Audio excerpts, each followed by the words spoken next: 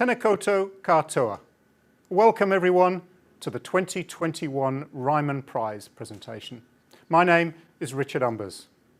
I'm the Group CEO of Ryman Healthcare, and I'm absolutely thrilled to be joining you all today for this very special presentation. And thank you also for joining us online. We would normally have held this event in person, but of course have been constrained by COVID. Hopefully it'll be different next year. I'm going to start by setting out a bit of the background to the Ryman Prize and the inspirational people behind it. We then have a very special message from the Prime Minister of New Zealand, the Right Honourable Jacinda Ardern, who will announce this year's award winner. The idea of the prize dates back to 2013, when we were approached by one of our investors who wanted to find a way to do more to address the health issues affecting older people. Our intention was to create a prize which attracted entries from the best and brightest thinkers from around the globe. Diseases of old age, such as Alzheimer's, have no borders. They're everybody's problem, so we made it an international prize. The Ryman Prize was launched by Sir John Key, our then Prime Minister, in 2014. It is a $250,000 cash award for what, in the jury's opinion, is the world's best development, advance or achievement that enhances quality of life for older people. It's the most substantial prize of its kind in the world and could just be the spark that ignites a blockbuster idea. I don't suppose I need to remind anybody, growing old can sometimes be tough. Even more so during the era of COVID. Restrictions on personal contact and ability to go out can have a disproportionately negative impact on older people.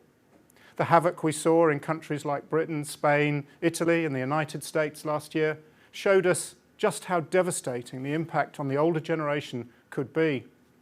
At the same time, we're witnessing one of the greatest demographic shifts in history as the baby boomers and Gen Xers age. They set out to change the world, and that's what they did. That is also what they're still doing and what they will do. Another way of looking at it is to consider that it has taken some 200,000 years for the population of humans aged over 80 to reach 143 million.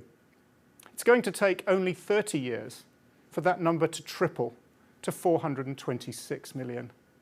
In the Western world, 1 in 4, that's a quarter of the population, will be over retirement age by 2050. We've all known people whose lives have been impacted by diseases such as diabetes, dementia, Alzheimer's and Parkinson's. Some of our audience today will be living with these issues. Conventional wisdom has it that a lot of diseases of old age are seen as inevitable, but perhaps they aren't.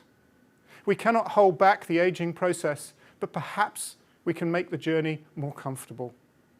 We are living longer, so chronic diseases have a bigger impact than ever before. We can do more to enhance the quality of life for older people. That is what our prize founder had in mind. A prize founded in New Zealand to reflect the tremendous work that is already going on here. A prize to encourage the next generation of problem solvers. In 2014, we assembled an international journey, an expert team of leaders working in the field of health for older people. Our jury consists of Professor Erwin Neher from Max Planck Institute at the University of Göttingen in Germany. Erwin won a Nobel Prize in 1991 for his cell research. Professor Sarah Harper, who is Professor of Gerontology at the University Institute of Aging in the United Kingdom. Professor Brian Draper, Conjoint Professor of Psychiatry at the University of New South Wales in Sydney. Dr. Naoko Muramatsu from the University of Illinois at Chicago. Dr. Muramatsu is a specialist in aging and an expert on aging in Japan. And last but not least, 2 Kiwis, Professor Tim Wilkinson and Dr. David Kerr. Professor Wilkinson is an award-winning University of Otago academic, researcher and a specialist in geriatric medicine. Dr. Kerr has been chairman of Ryman Healthcare for more than 20 years and has a distinguished career in medicine The Ryman Prize turns 7 this year. I'd like to thank our jurors, who do so much to support the prize. We have had hundreds of entries since we started, and the competition has inspired fresh thinking in so many ways. In 2015, the first Ryman Prize went to Australian Gabby Hollows. Gabby, with her late husband Fred Hollows, co-founded the Hollows Foundation, which has been responsible for restoring sight in millions of older people in the developing world. Our second winner was Professor Henry Brodati, who was awarded the prize for his more than 30 years' work in Alzheimer's research in Australia. The 2017 prize went to Professor Peter St. George Hislop. Peter is a geneticist who leads a team of researchers at Cambridge University in the UK and the University of Toronto in Canada. Peter's 30 years of research work has focused on discovering the key genes and proteins that cause cells to degenerate in diseases such as early onset Alzheimer's. The 2018 prize was awarded to Professor Takanori Shibata, who was recognised for his pioneering work into robotics and artificial intelligence. Takanori's therapeutic dementia robot, called Paro, has been a success all around the world. In 2019, the prize went to neurosurgeon Dr. Michael Failings, a pioneer in the treatment, research and care of older people with degenerative cervical myelopathy. This is a debilitating spinal condition that affects up to 10% of people aged over 50. And last year's prize went to Professor Mia Kivipelto. Mia is from Finland, where she spent her early years caring for her grandmother who lived with Alzheimer's. She studied medicine and is a world-leading researcher into the causes and treatment of cognitive disease. And she now leads a team of more than 100 researchers in Sweden. Which brings us to today.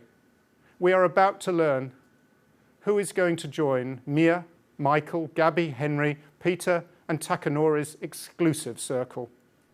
And I will now hand over to our Prime Minister, Jacinda Ardern, to announce the winner of the 2021 award. Kia ora koutou katoa. Hello and welcome to the presentation of the 2021 Ryman Prize. For the past 3 years I've been lucky enough to be able to present the prize in person. This year we're having to do things a little differently, but I didn't want to miss the chance to join with you and celebrate this year's winner. I'd like to start by offering my thanks to the organisers and to pass on my thanks to everyone at the Ryman Prize Foundation for supporting this honour. Since 2015, the Ryman Prize has rewarded the best and the brightest in the world for their work to enhance the quality of life for older people. The true measure of any society is how well it treats its most vulnerable members, and I think this prize reflects the way we as Kiwis treasure our elders and kaumātua. The Ryman Prize is even more important as populations around the world skew older. Here in Aotearoa, we expect over 65s to make up more than a fifth of our total population by 2034. People are living longer, and they're also staying healthier for longer, and that's something to celebrate.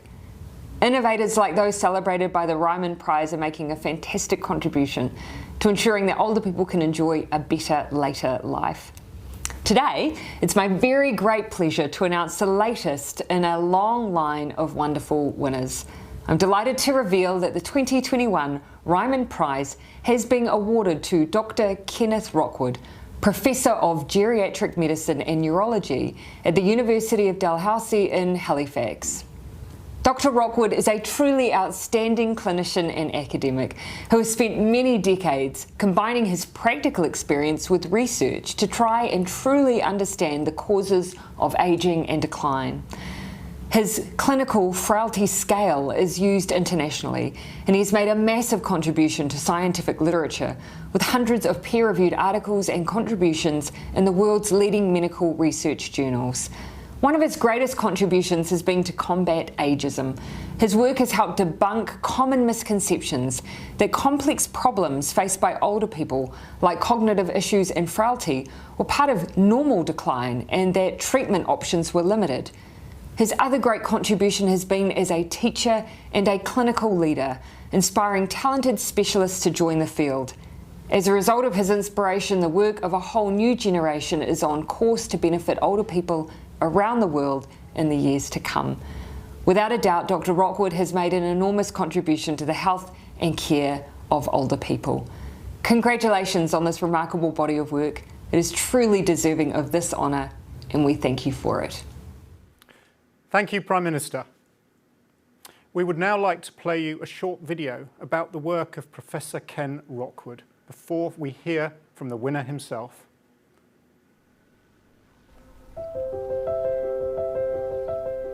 I went to medical school to become a geriatrician. It was the only type of doctor I have ever wanted to be. My name is Kenneth Rockwood. I'm a geriatrician in the Department of Medicine at Dalhousie University and at Nova Scotia Health. I also am the Senior Medical Director of the newly formed Frailty and Elder Care Network. At Dalhousie, I'm a Professor of Geriatric Medicine and Neurology. I'm also privileged to hold the Dalhousie Medical Research Foundation Catherine Ellen Weldon Professorship in Alzheimer Research. What I've enjoyed particularly about Halifax and being here, the work is very rich and quite fulfilling, but also from a professional scientific standpoint, I've been really fortunate and privileged to be sponsored in two ways. One is my time has been paid for, if you will, the scientific clinical research component of it, through the Dalhousie Medical Research Foundation's Catherine Allen Weldon Chair in Alzheimer Research. And the other component of it is I've been sponsored by the Fountain Family Innovation Fund at the QE2 Health Sciences Center. I grew up in a household full of books. I lived with my mom's parents, and my grandfather was an Anglican clergyman of some renown. He was a great intellectual. I also, in my family when I was growing up, was inspired very much by stories from relatives who'd done really cool things. We had one great-great-uncle who had built some important lighthouses around the coast of Newfoundland. And the idea that you would do something that had a lasting impact and that it was an evidently good thing and that it was kind of tough, all those things seemed to make a lot of sense.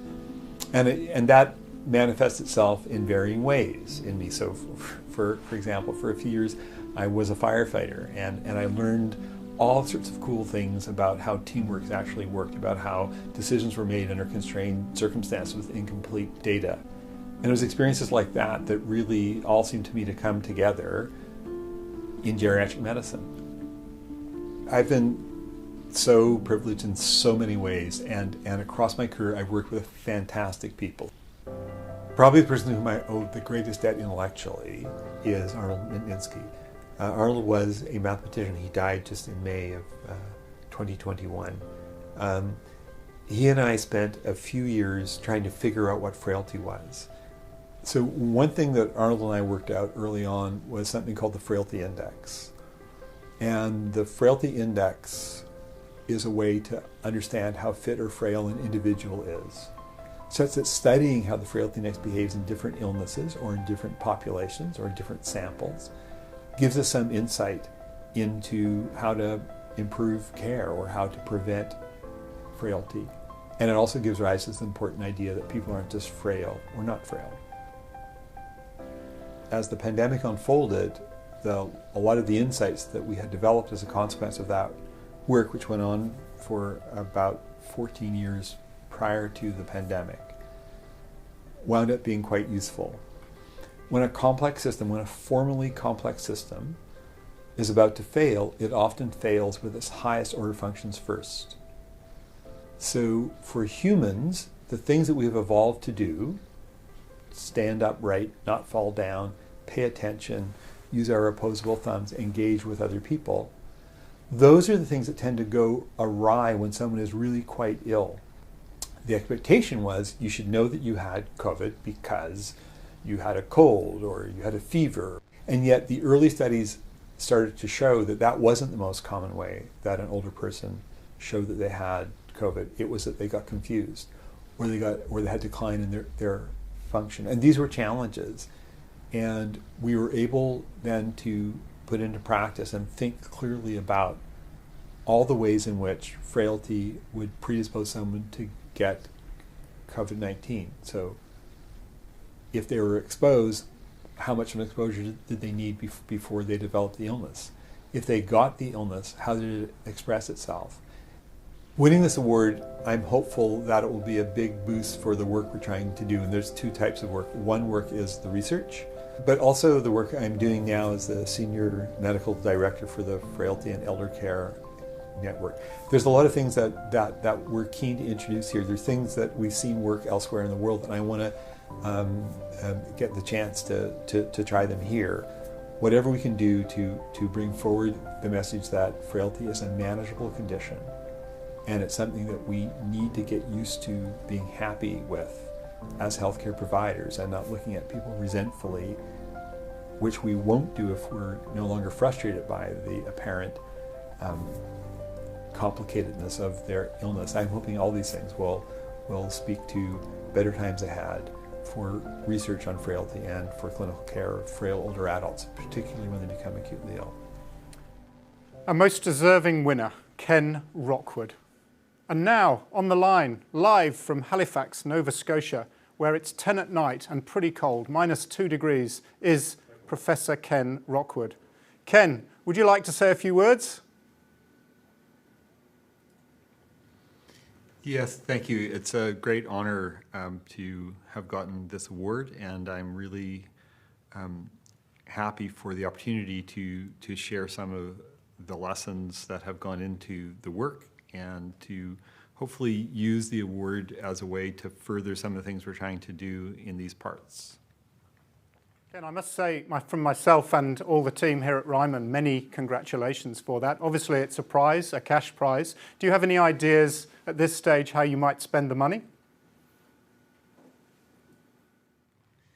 Yes, I've given it some thought. So we're going to try and do a few things that I hope will leverage the money. And I'm anticipating a really important announcement tomorrow with the first of those. So some funds given to one of the universities here that has been matched to a very considerable extent and will allow us to look at how to improve everyday care of frail older adults, particularly when they're acutely ill. That's terrific news, and I was very interested in you explaining how COVID has also been a key line of thinking in your work. Do you believe that this has an ongoing relevance and perhaps has further potential? Yeah, well, we're not done with COVID yet, or it's not done with us. So I expect that there's still going to be a lot of opportunity to learn. One of the things that was very impressive early on, as was mentioned, was the way that older people who developed COVID got ill was not anticipated, or at least didn't make its way into the original screening questions. And I think we've been able to help remedy that.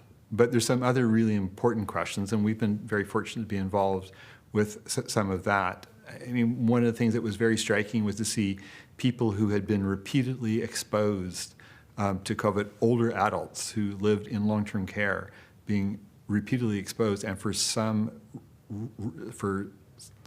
reason were able to resist the illness. How does that work?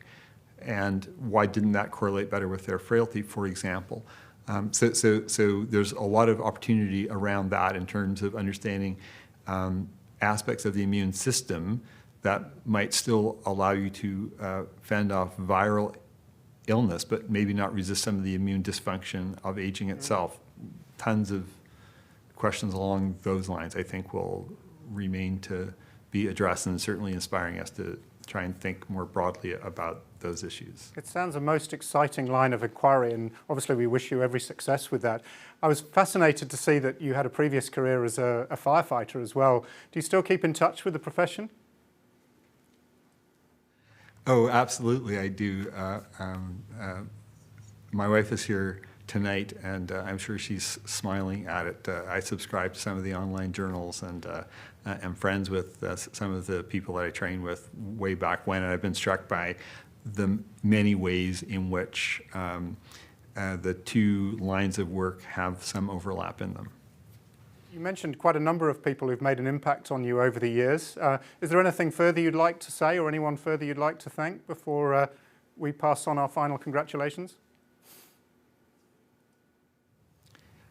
I do have some prepared remarks about thanks, if I may. Sure. I practice this. So, Tina Kotu Katoa. 7 generations ago, my ancestors sailed.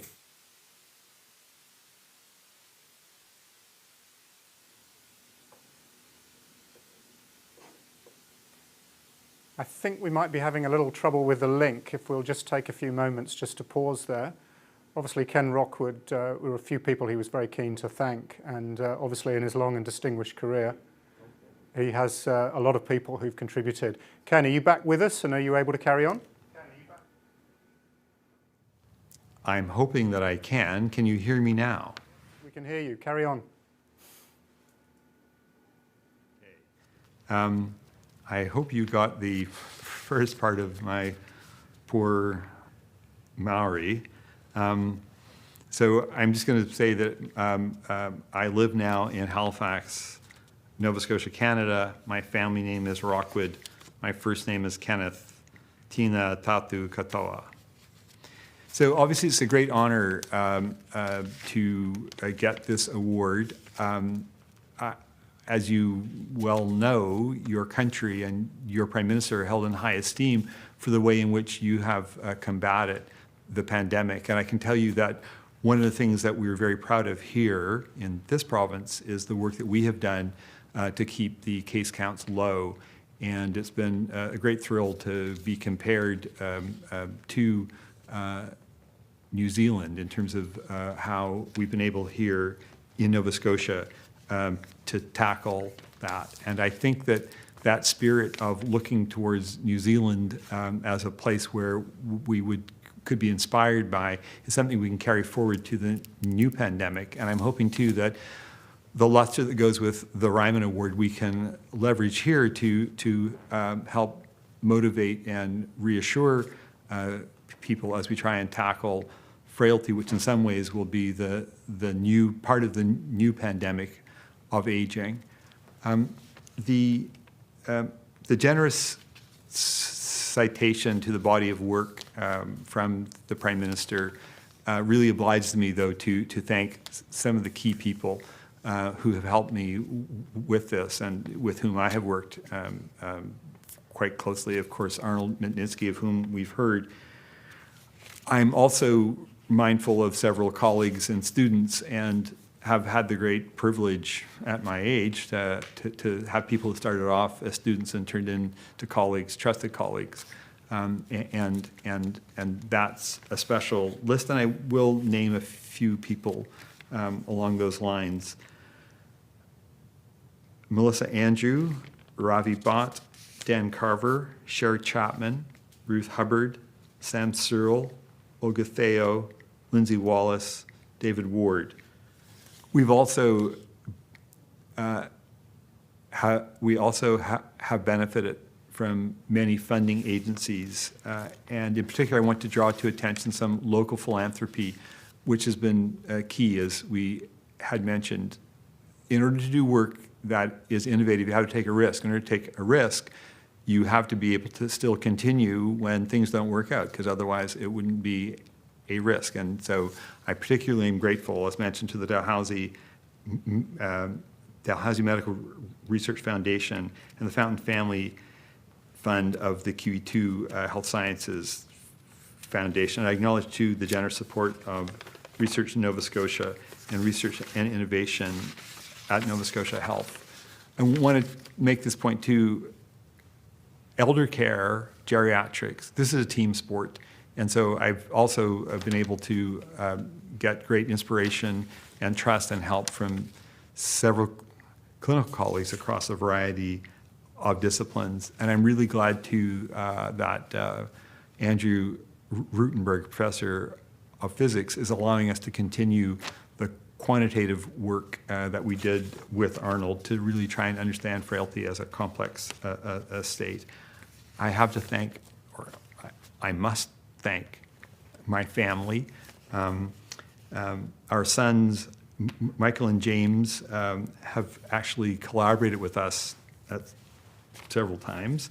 And by us, I mean me and Susan Hallett, who has extended me and our work beyond anything I could have even imagined otherwise. Finally, I want to thank the Ryman Award Trust for this generous award. I just want to underscore something that the Prime Minister had mentioned.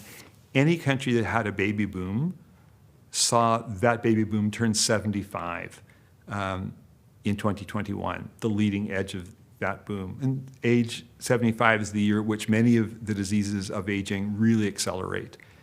And the framework of deficit accumulation, this work we've done on frailty, helps to provide some context for that. It serves as a warning that we can't not pay attention to this. If the pandemic has taught us anything, it's taught us about exponential processes, and aging is going to be one of those.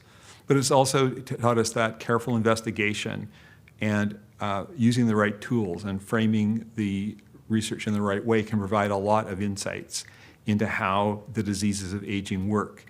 And particularly inspiring has been the idea that even things that we once held to be the key components of illness, such as the neuropathology of late life dementia, that's not entirely the story of where the dementia comes from. It's not just the neuropathology, it's the degree of fitness and frailty that people have. And so this now allows us to think about preventing some of these illnesses we see in late life. And that's the type of work that I'm hoping that the Ryman Award will inspire. And my part in it, I think, is going to be to try and make available some public lectures and some very focused work that can allow communication of these key ideas. And I'm very much grateful for the opportunity that will come with that, and really look forward to carrying on with the award in that way.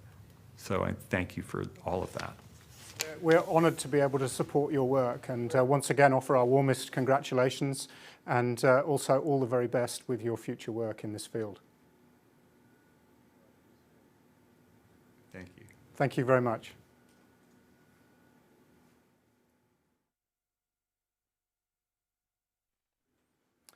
Thank you, Ken. Once again, our warmest congratulations. We would love to see you in New Zealand once again when the circumstances permit. And thank you, everyone, for tuning in today. Our thanks to the Prime Minister of New Zealand, to our jury, and to everyone who entered. We look forward to a live ceremony next year. Good afternoon. Mā te wā.